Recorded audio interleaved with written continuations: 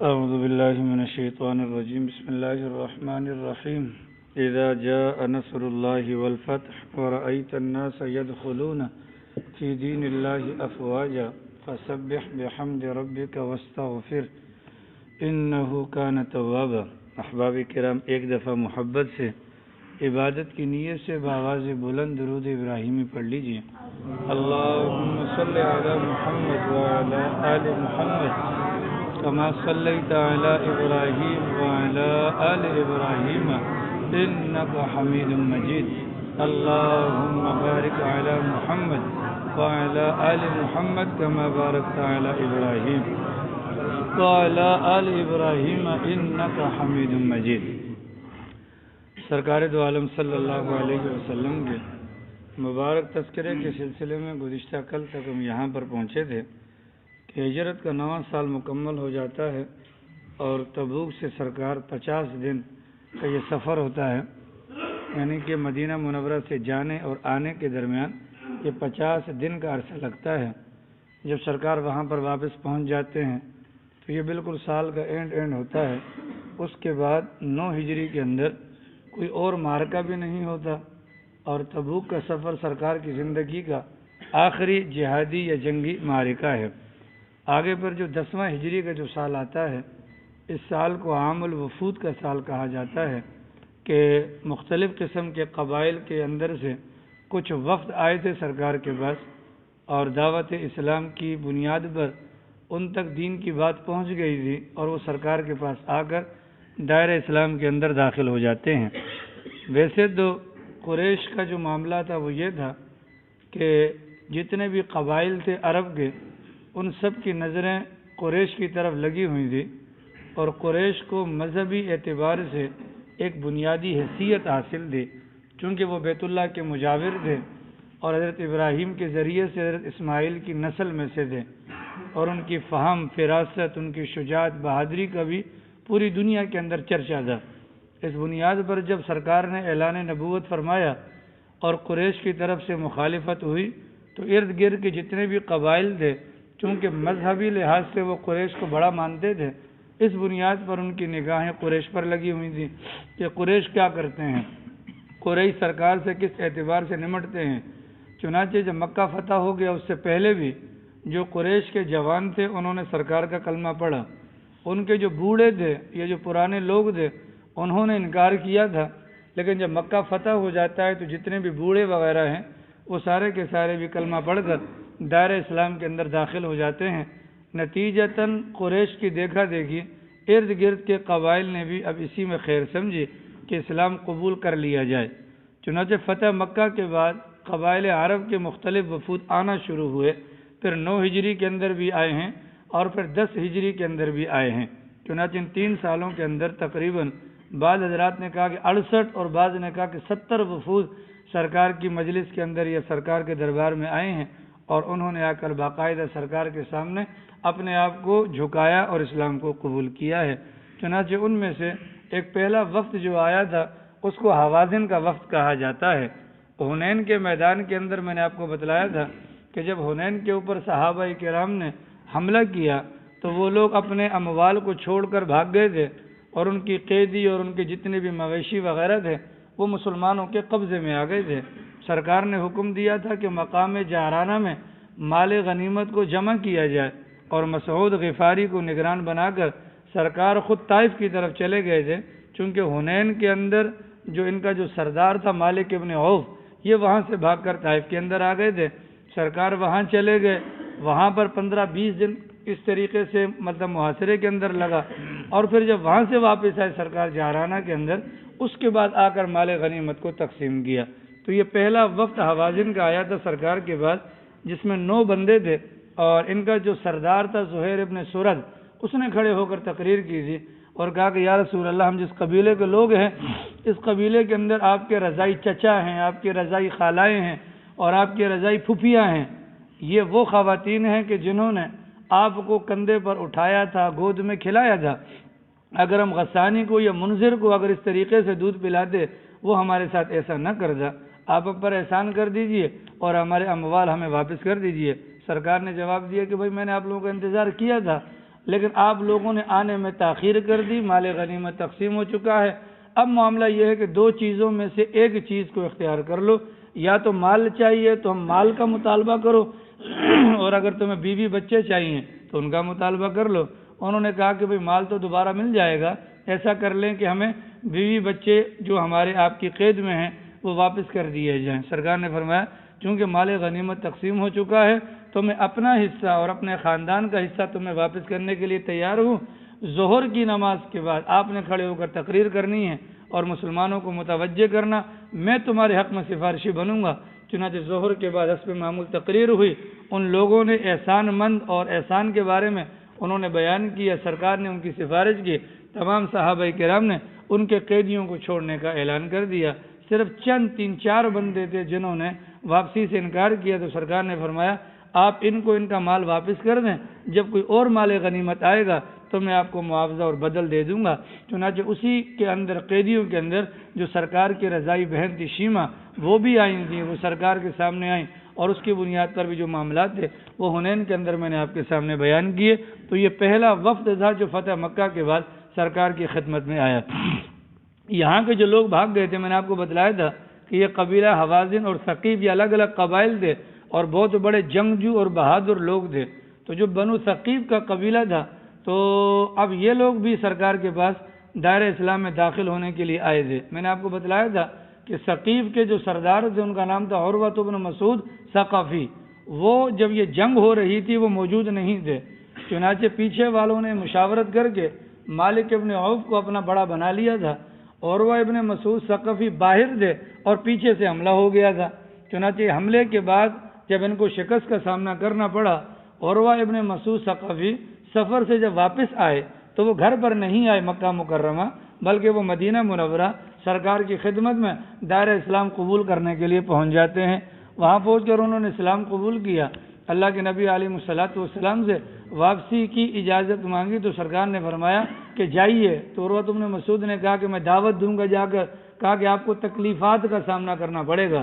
چنانچہ بنو ثقیف کا جو سب سے بڑا بت تھا اس کو لات کہا جاتا تھا، جو بھی باہر سے آتا تھا لات کے سامنے پوجا پاٹ کرتا تھا اور پھر گھر پر جاتا تھا۔ اب یہاں کے ثقیف کے لوگوں کو معلوم تو نہیں تھا کہ ہمارے سردار بھی مسلمان ہو گئے ہیں۔ چنانچہ عروہ بن مسعود ثقفی جب واپس آئے تو بجائے لات کے آگے ماتھا وغیرہ ٹیکنے کے ڈائریکٹ گھر چلے گئے۔ قبیلے والوں نے دیکھا تو یہ سوچا کہ ممکن ہے سفر کی وجہ سے، تھکاوٹ کی وجہ سے انہوں نے ایسا نہ کیا ہو۔ اگلے دن انتظار کرتے رہے، لیکن عروہ بن مسعود ثقفی ماتھا ٹیکنے کے لیے نہیں آئے، بلکہ دوسرے دن اپنی چھت کے اوپر چڑھے اور اللہ اکبر کی اذان دینا شروع کی۔ ان کے قبیلے کے لوگوں نے مار مار کر ان کو پتھروں سے اذان دیتے ہوئے ہی شہید کر دیا۔ چنانچہ ان کا جو قبیلہ تھا یہ اپنا طائف کے اندر انہوں نے محاصرہ کر لیا مسلمانوں نے۔ میں نے آپ کو بتلایا تھا کہ 20 دن کے لگ بھگ یہ محاصرے کے اندر رہے۔ سرکار دو عالم صلی اللہ علیہ وسلم نے اس دوران خواب دیکھا تھا کہ دودھ کا پیالہ ہے اور مرغ نے آ کے چونچ مار کر دودھ گرا دیا ہے۔ ابو بکر صدیق رضی اللہ عنہ سے اس کے حوالے سے تعبیر پوچھی گئی، انہوں نے فرمایا سرکار لگتا یہ ہے کہ یہ قلعہ ابھی فتح نہیں ہوگا۔ چنانچہ صحابہ کرام میں سے ایک صحابی سے سرکار نے مشورہ کیا، انہوں نے کہا یا رسول اللہ لومڑی اپنے بھٹ کے اندر موجود ہے، پکڑ لیں گے تو کوئی نقصان دہ نہیں ہے اور چھوڑ دیں گے تو ہمیں تکلیف نہیں پہنچا سکتی۔ اللہ کے نبی نے صحابہ سے کہا کہ واپسی کرتے ہیں۔ حضرت عمر فاروق رضی اللہ تعالی عنہ نے فرمایا حضور ان کے حق میں بد دعا کر دیجئے، ان کی وجہ سے ہمارے مسلمان زخمی بھی ہوئے اور 12 کے لگ بھگ مسلمان وہ شہید بھی ہوئے۔ لیکن اللہ کے نبی علیہ السلام نے فرمایا نہیں، اللہم اہد ثقیفا، اے اللہ بنو ثقیف کو ہدایت دے دے، وَأْتِ بِهِمْ مسلمین، اور ان کو مسلمان بنا کر لے آئیے۔ سرکار کی دعا تھی، وہ دعا قبول ہوئی۔ چنانچہ ان کا جو قافلہ تھا، ان کا جو وفد تھا بنو ثقیف کا، وہ 6 آدمیوں پر مشتمل تھا، اور عبد یا لیل، یعنی وہ آپ کو یاد ہوگا کہ طائف کے اندر سرکار نے جن سرداروں کو دعوت دی تھی ان میں یہ وہ بندہ تھا جس نے کہا تھا کہ میں تجھ سے بات ہی نہیں کرنا چاہتا۔ عبد یا لیل اس وفد کا سربراہ بن کر مدینہ منورہ کے اندر آئے۔ صحابہ کرام میں سے مغیرہ بن شعبہ رضی اللہ عنہ نے سب سے پہلے دیکھا کہ یہ آ رہے ہیں تو اتنے زیادہ خوشی ہوئی کہ وہ بھاگم بھاگ جا رہے تھے کہ سرکار کو جا کر اس کی اطلاع دیں کہ ثقیف کے لوگ جن کے حق میں آپ نے دعا کی تھی وہ اسلام قبول کرنے کے لیے آ رہے ہیں۔ راستے میں ابو بکر صدیق رضی اللہ عنہ مل جاتے ہیں۔ ابو بکر صدیق رضی اللہ عنہ نے کہا کہ بھائی تمہیں خدا کی قسم ہے یہ سعادت مجھے حاصل کرنے دو کہ میں سرکار کو جا کر یہ خوشخبری کا پیغام سناؤں گا۔ چنانچہ مغیرہ بن شعبہ مان جاتے ہیں اور ابو بکر صدیق رضی اللہ تعالی عنہ جا کر سرکار کے سامنے اس قبیلے کی آمد کی بشارت سناتے ہیں۔ اللہ کے نبی نے بہت احترام کیا، چنانچہ مسجد نبوی میں ان کے لیے باقاعدہ خیمہ بنوایا گیا، اس خیمے کے اندر ان کو ٹھہرایا گیا۔ خالد بن سعید بن العاص نامی صحابی رسول کو ان کی نگرانی پر مامور کیا گیا۔ اللہ کے نبی کا مقصد یہ تھا اس خیمے میں بیٹھ کر یہ مسجد نبوی کے اندر ہونے والی عبادات کو دیکھ سکیں، نمازوں وغیرہ کو دیکھ سکیں۔ چنانچہ یہ مسلمان تو نہیں ہوئے تھے، انہوں نے خالد بن سعید بن العاص سے درخواست کی ہم اسلام قبول کرنا چاہتے ہیں پر 3 ہماری شرطیں ہیں جی۔ پہلی شرط یہ ہے کہ سرکار کو کہہ دو کہ ہمارے لیے نماز معاف کر دیں، صحیح ہمارے لیے کیا کر دیں، نماز معاف کر دیں۔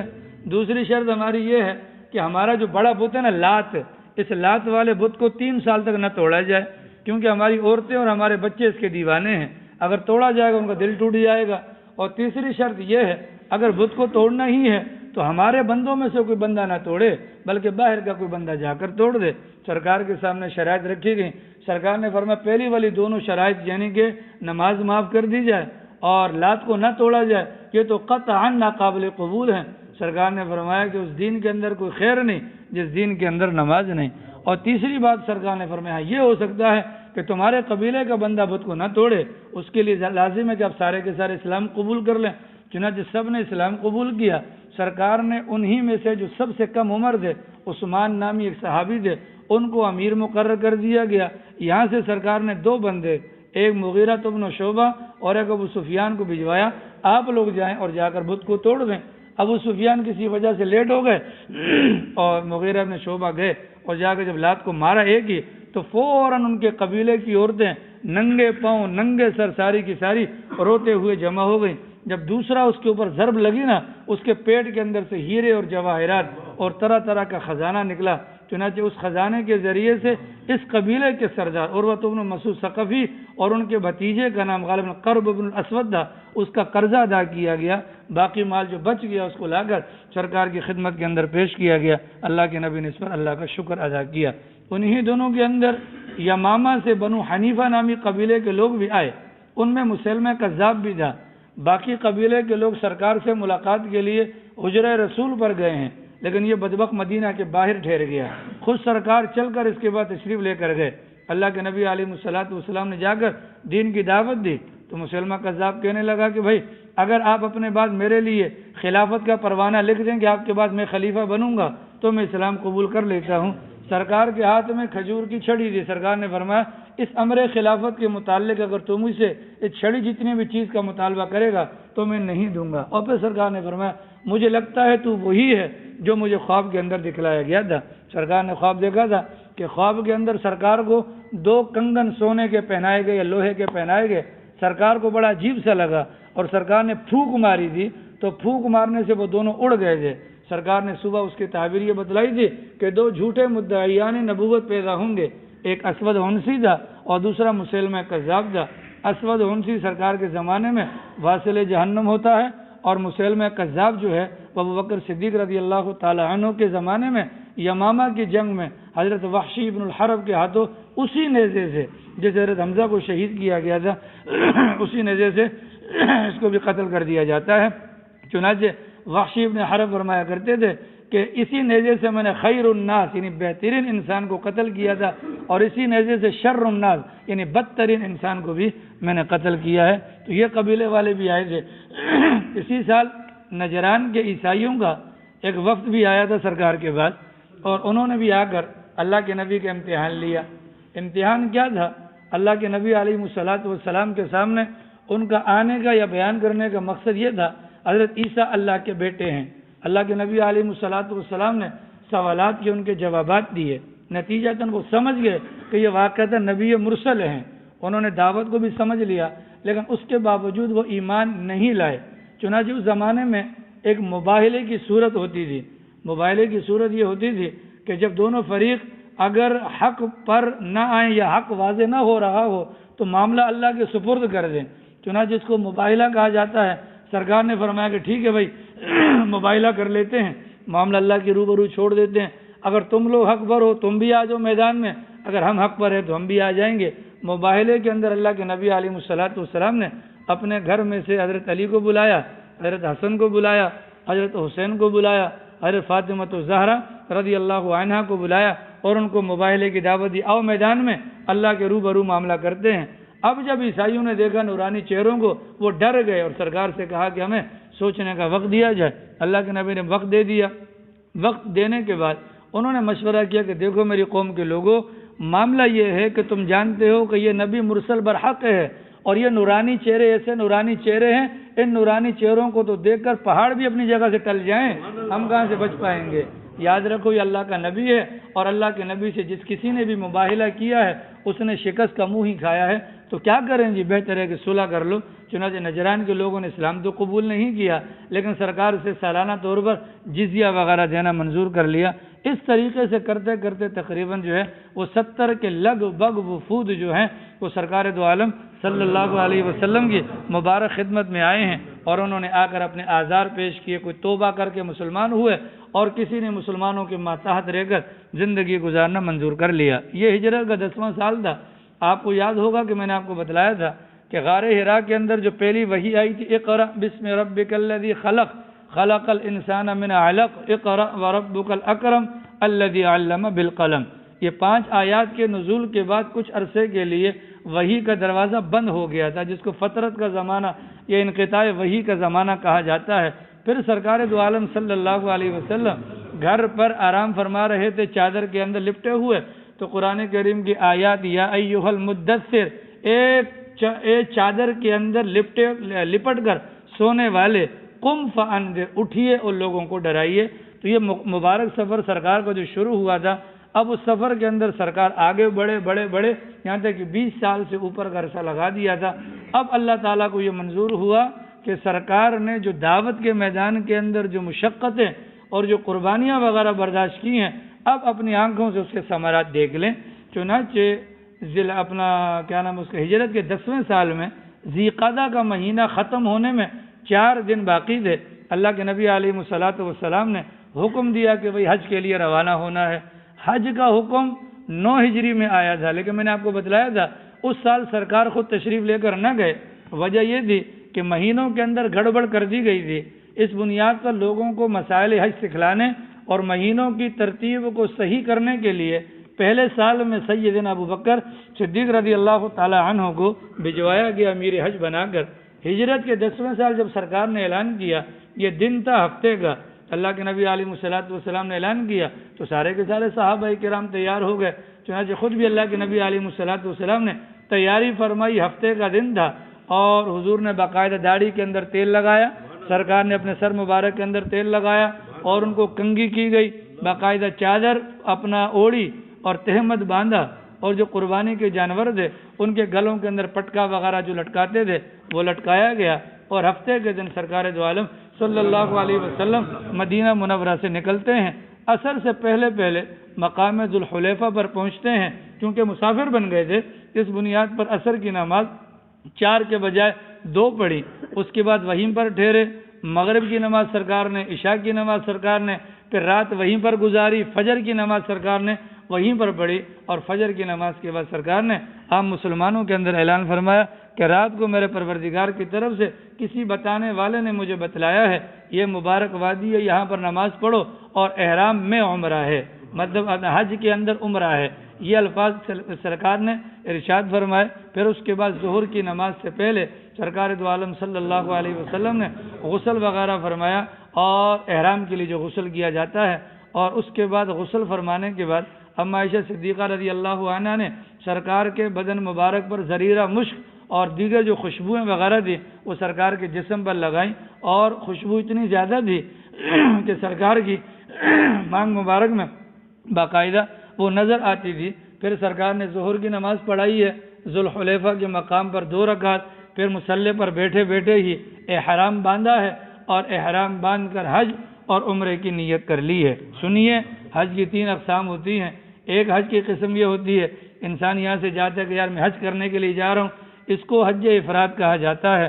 حج کی دوسری قسم ہوتی ہے تمتع۔ تمتع کا مطلب یہ ہوتا ہے کہ سفر انسان ایک کرتا ہے، عمل الگ الگ ہوتے ہیں، یعنی کہ پہلے یہاں سے جائے گا، عمرہ کرے گا، پھر عمرے سے حلال ہو کر وقت گزارے گا، پھر موسم حج کے اندر وہ حج کے لیے احرام باندھ لے گا، تو سفر ایک ہوتا ہے لیکن عمرے اپنا احرام الگ الگ ہوتے ہیں، اس کو تمتع کہا جاتا ہے۔ اور ایک ہوتا ہے حج قران، سرکار نے جو حج کیا تھا وہ قران تھا۔ قران کا مطلب یہ ہوتا ہے کہ ایک ہی سفر کے اندر حج اور عمرہ ان دونوں کا احرام ایک ساتھ باندھا جائے۔ چنانچہ ظہر کی نماز کے بعد اللہ کے نبی علیہ الصلوۃ والسلام نے حج اور عمرے کا احرام وہاں پر باندھا، اور باندھنے کے بعد اللہ کے نبی علیہ السلام نے تلبیہ پڑھا، لبیک اللہم لبیک لبیک لا شریک لک لبیک ان الحمد والنعمت لک والملک لا شریک لک۔ چنانچہ یہ پڑھا، اس کے بعد سرکار باہر تشریف لائے۔ حضور کی اونٹنی اس سفر کے اندر قصوہ نامی اونٹنی جو سرکار کی تھی وہ اس سفر کے اندر تھی۔ سرکار کی 11 بیویوں میں سے 2 کا انتقال ہو گیا تھا اور باقی ماندہ 9 بیویاں وہ بھی سفر حج کے اندر سرکار کے ساتھ تھیں۔ اولاد میں سے بی بی فاطمہ الزہرا رضی اللہ عنہا بھی ساتھ میں تھی۔ سرکار اونٹنی پر سوار ہوئے قصبہ پر اور دوبارہ تلبیہ پڑھا، لبیک اللہم لبیک۔ پھر اس کے بعد سرکار باہر میدان کی طرف گئے جہاں پر لوگوں کا مجمع تھا، وہاں پر تیسری مرتبہ سرکار نے لبیک اللہم لبیک کی صدا لگائی اور پھر یہاں سے آگے سفر کرنا شروع کیا۔ 8 دن کا سفر تھا جناب، ہفتے والے دن مدینہ منورہ سے چلے تھے، تو یہ جا کر یعنی یوں سمجھ لیجئے کہ ہفتے والی رات کو یہ مکہ مکرمہ کے قریب پہنچے۔ وہاں پر ایک وادی تھی، وادی بدون غالباً اس کا نام تھا، بطون نام جیسا کچھ نام تھا۔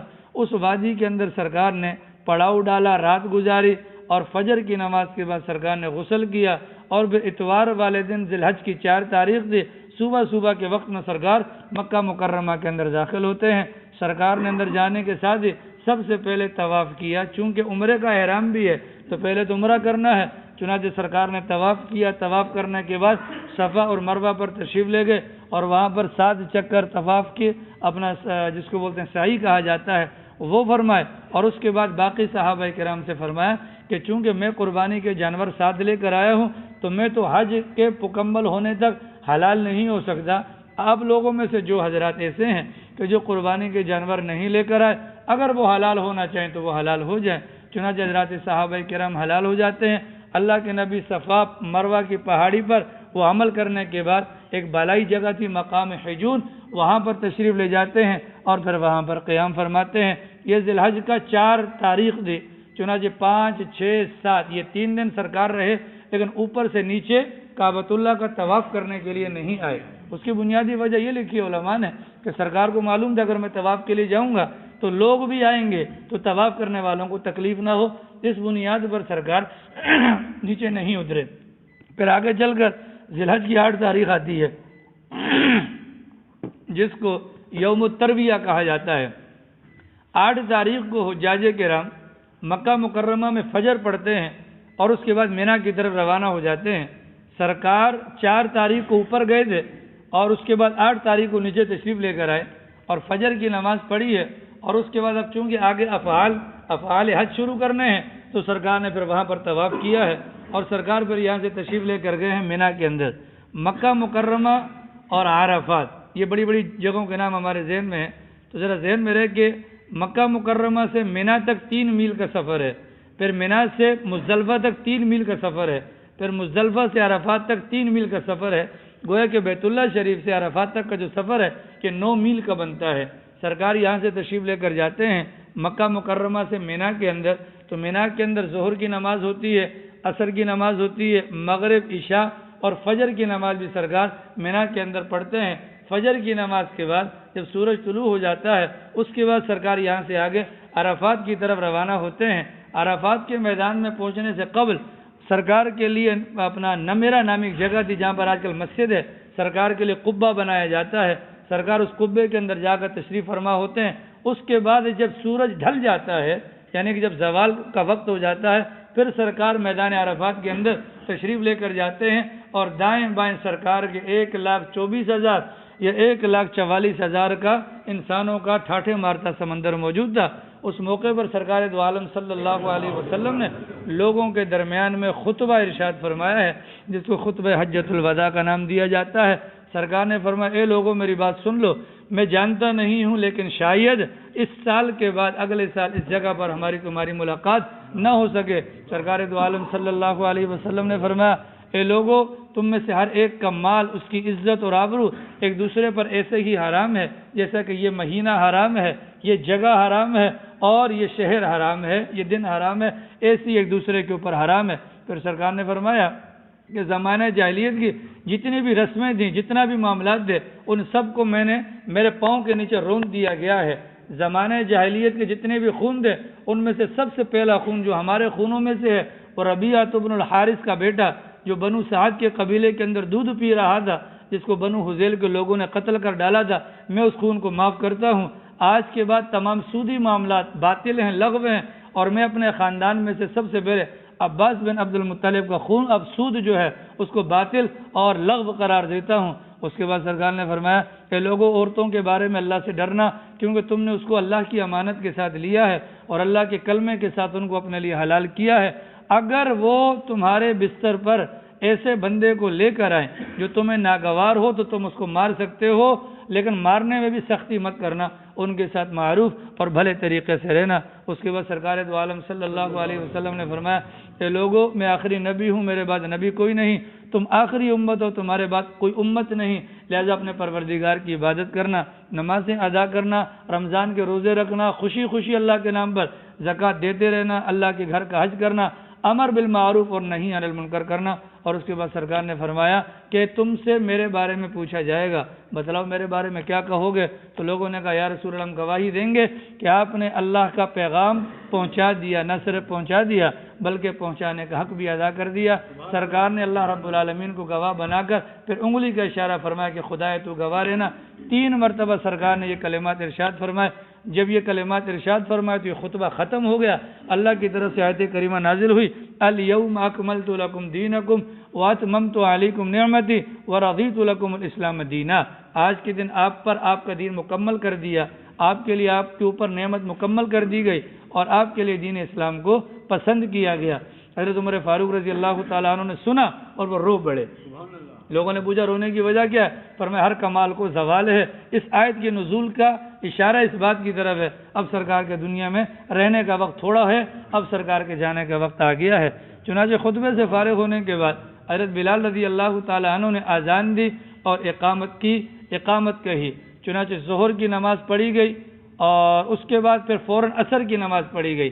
ظہر اور عصر کی نماز کے درمیان کوئی نفل نماز وغیرہ نہیں پڑھی گئی۔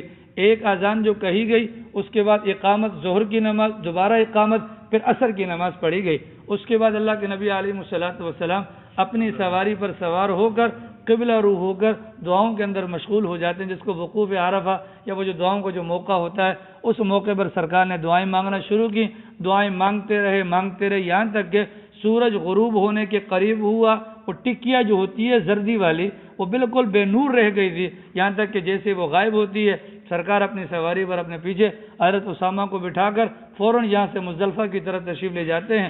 مزدلفہ پہنچنے کے بعد دوبارہ اذان دی جاتی ہے اور مغرب اور عشاء کی نماز، یعنی کہ 1 اذان اور 2 اقامت کے ساتھ مغرب اور عشاء کی نماز پڑھی جاتی ہے۔ یہ رات سرکار مزدلفہ کے اندر قیام کرتے ہیں اور سرکار کی پوری زندگی میں یہ واحد رات ہے جس میں سرکار نے تہجد کی نماز نہیں پڑھی، ورنہ سرکار پر تہجد فرض تھی، لیکن مزدلفہ کے میدان میں سرکار نے امت کے اوپر شفقت کرتے ہوئے، اگر امت کو پتہ چلے گا کہ مزدلفہ میں بھی تہجد ہے تو ہو سکتا ہے کہ امت اگر پڑھنے کے لیے جائے گی تو چونکہ بڑے بڑے کام کر کے آئی ہے، اس بنیاد پر ان کے لیے مشکل نہ ہو جائے۔